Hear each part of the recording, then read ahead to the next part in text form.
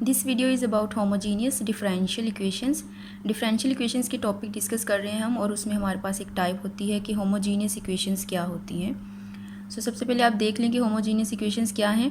कोई भी फंक्शन होगा हमारे पास, उसमें हमने हर वेरिएबल को किसी कांस्टेंट के साथ मल्टीप्लाई करना है, और अगर वो कांस्टेंट हमारे पास सेपरेट हो जाए और फंक्शन सेपरेट हो जाए, इस तरह से मल्टीप्लाई हो रहे हों, तो उसको हम कहते हैं कि होमोजीनियस डिफरेंशियल इक्वेशंस हैं। और इनमें ये जो कांस्टेंट है किसी भी पावर में हो सकता है, यहाँ पे 1 है और यहाँ पे अगर हम n लगा दें कोई भी पावर हो सकती है, 1 2 3 4 कुछ भी। यहाँ पे देखिए हमारे पास एक फंक्शन है x² + y² over x - y। अब हमने ये चेक करना है कि ये होमोजीनियस है या नहीं है। यही मेथड हम अप्लाई करेंगे। हमने हर वेरिएबल को एक कांस्टेंट के साथ मल्टीप्लाई कर देना है। यहाँ पे देखिए x के साथ और y के साथ। ऊपर क्या हो जाएगा, t² x² plus t² y², और नीचे tx - ty। अब आप देख सकते हैं ऊपर t² जो है ये कॉमन आ रहा है, अंदर हमारे पास x² + y² ये वैल्यू रह जाएगी, और नीचे t कॉमन आ रहा है, x - y ये वैल्यू रह जाएगी। ठीक है, आप देख सकते हैं यहाँ पे t जो है ये एक वैल्यू इसकी कट हो जाएगी, सिंगल t हमारे पास रह जाएगा, तो ये आ जाएगा t x² + y² over x - y। आप देख सकते हैं ये हमारे पास एक फ़ंक्शन था, उसको हमने एक स्केलर से मल्टीप्लाई किया और स्केलर हमारे पास इस तरह से कॉमन आ गया, और अगेन ये फंक्शन हमारे पास आ गया। इसको हम ऐसे भी लिख सकते हैं t, ये फंक्शन आ गया हमारे पास x और y का। ये क्या है हमारे पास, ये एक होमोजीनियस डिफरेंशियल इक्वेशन हो जाएगी। और सपोज़ करें कि यहाँ पे आपके पास वैल्यू जो है वो अगर 3 में हो, x² है और y³ है, तब हम चेक करते हैं कि ये होमोजीनियस है या नहीं है। सेम वही प्रोसेस होगा, आपने t के साथ मल्टीप्लाई कर देना है y और x को।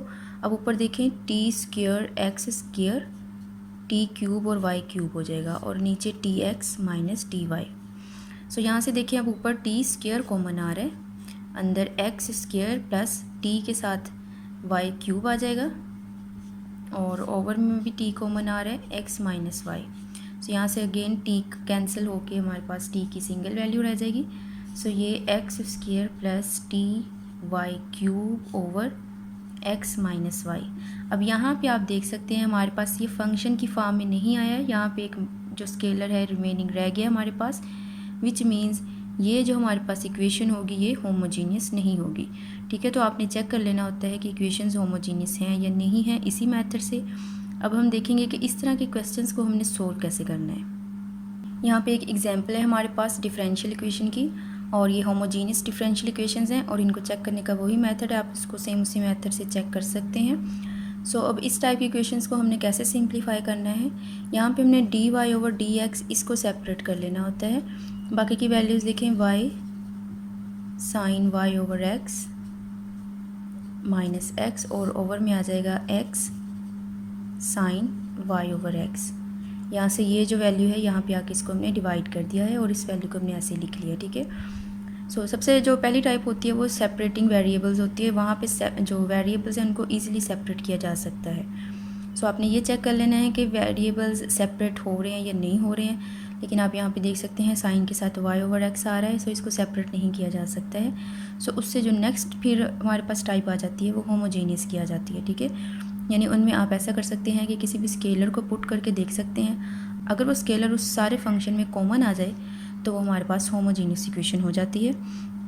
उसके बाद आपने इसको चेक करने के बाद ऐसे करना है कि dy ओवर dx सेपरेट कर लेना है, और बाकी की सारी वैल्यूज़ एक तरफ कर लेनी है। ठीक है, अब हम यहाँ पे वैल्यू पुट करेंगे, सपोज कर लेंगे दैट y जो है ये vx है। ठीक है, हमने इस तरह से एक वैल्यू पुट करनी है, और इसका डेरिवेटिव भी साथ ही ले लेना। आपने देख लेना है कि इसकी डेरिवेटिव की क्या वैल्यू आ रही है। dy ओवर dx अगर हम लें, तो जब हम v का डेरिवेटिव लेंगे dv ओवर dx, x साथ में ऐसे ही आ जाएगा, और जब हम x का डेरिवेटिव लेंगे वो 1 आ जाएगा, और v साथ में इसी तरह से आ जाएगा। यहाँ पे हमने जो प्रोडक्ट रूल है उसको अप्लाई किया हुआ है। अब आप देख सकते हैं y की वैल्यू और dy ओवर dx इसकी वैल्यू, इन दोनों की वैल्यूज़ को आपने इस इक्वेशन के अंदर पुट कर देना है। dy ओवर dx उसकी जगह आप ये सारी वैल्यू पुट कर दें, x dv ओवर dx और प्लस v। अब यहाँ पे देखें y है, इसकी जगह आप पुट कर दें vx साइन, अगेन y है उसकी जगह vx ओवर x हो जाएगा ये, और माइनस x ऐसे ही आ जाएगा। नेक्स्ट देखें x साइन vx/x, ठीक है। सो इस तरह से आपने सारी वैल्यूज़ पुट कर दी हैं। अब नेक्स्ट हम इस इक्वेशन को कुछ सिंप्लीफाई कर लेंगे।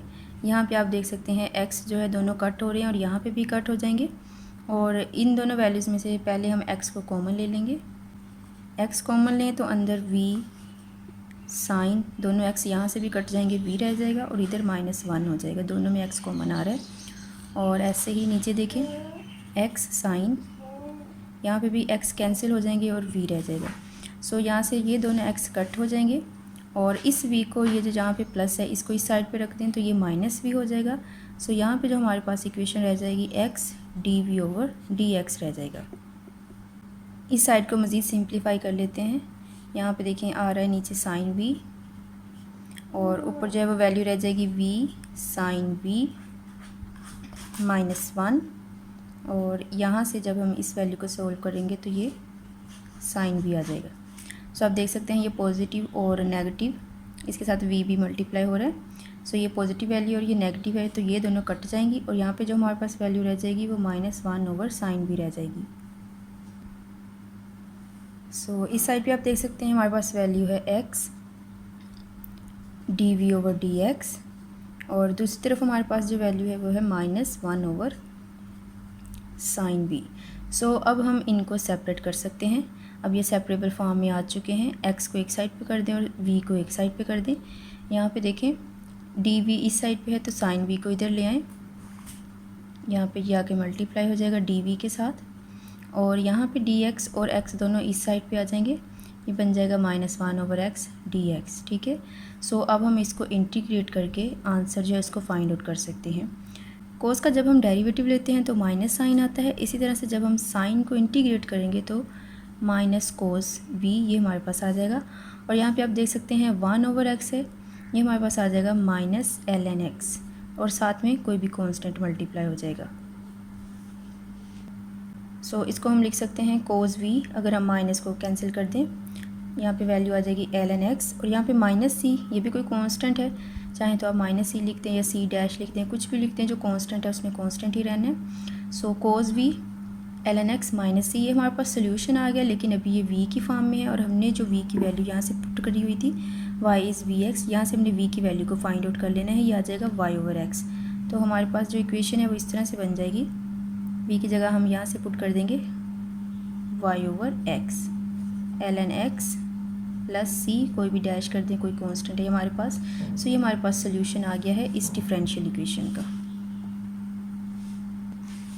सो होमोजीनियस डिफरेंशियल इक्वेशंस के लिए आपने dy/dx एक साइड पे करना है और वहाँ पे आपने जो इस वैल्यू को सपोज कर लेना है, y की वैल्यू vx पुट करके उसका डेरिवेटिव लेके दोनों की वैल्यूज़ आपने पुट कर देनी है। और जब आप सिंप्लीफाई करेंगे इनको तो हमारे पास जो वेरिएबल्स हैं वो इस हालत में आ जाएंगे कि उनको सेपरेट किया जा सकता है।